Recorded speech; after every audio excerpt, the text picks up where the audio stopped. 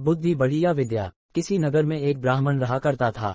उसके 4 पुत्र थे और उन चारों में बड़ा लगाव था। 4 पुत्रों में से 3 पुत्र शास्त्रों के प्रकांड ज्ञाता थे, लेकिन चौथे ने कोई भी शास्त्र नहीं पढ़ा था। चौथे पुत्र ने भले ही कोई शास्त्र ना पढ़ा हो, परंतु वह बड़ा बुद्धिमान था, जबकि उन तीनों में जिन्होंने शास्त्रों का अध्ययन किया था, बुद्धि का अभाव था।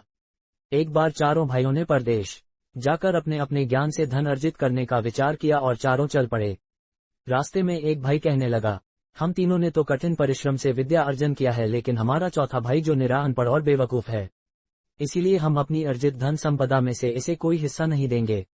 अच्छा है कि ये वापस चला जाए, क्योंकि राजा महाराजा भी उन्हीं का सम्मान करते हैं जिनके पास विद्या है। दूसरे भाई ने भी पहले की बात का समर्थन किया, लेकिन तीसरे भाई ने इसका विरोध किया और कहा कि हम बचपन से ही साथ रहे हैं, इसलिए उचित नहीं है कि इसे यहाँ छोड़ा जाए। हम सभी साथ चलते हैं और अपनी अपनी कमाई का थोड़ा थोड़ा हिस्सा इसे भी दे दिया करेंगे। चौथा भाई भी उनके साथ ही रहा और इस तरह वो लोग आगे बढ़ते रहे कि रास्ते में एक जंगल आया। कुछ दूर चलने के बाद उन्हें एक जगह हड्डियों का ढेर दिखाई दिया। हड्डियों के ढेर को देख 3 भाइयों ने अपनी अपनी विद्या की परीक्षा लेने का निश्चय किया। एक ने अपनी विद्या के प्रयोग से हड्डियों के ढांचे को सही से बना दिया और दूसरे ने अपनी विद्या का उपयोग कर उस पर खाल और मांस ला दिया और रक्त संचार की व्यवस्था भी कर दी।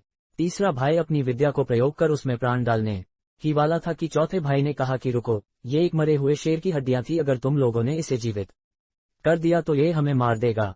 इस पर तीसरे भाई ने उसे डांटा और बोला कि मैं अपनी विद्या का सफल प्रयोग अवश्य करके देखूंगा। तो इस पर चौथे भाई ने कहा कि थोड़ा रुको, मुझे इस पेड़ पर चढ़ जाने दो, इसके बाद चाहो तो तुम ये कर लेना। चौथे के पेड़ पर चढ़ जाने के बाद तीसरे भाई ने अपनी विद्या के प्रयोग से शेर को पुनः जीवित कर दिया। जीवित होते ही शेर तड़प उठा, क्योंकि वो वर्षों से भूखा था। फिर क्या था, शेर ने आव न देखा तावे, तीनों को मार कर खा गया और गरजता हुआ जंगल में चला गया।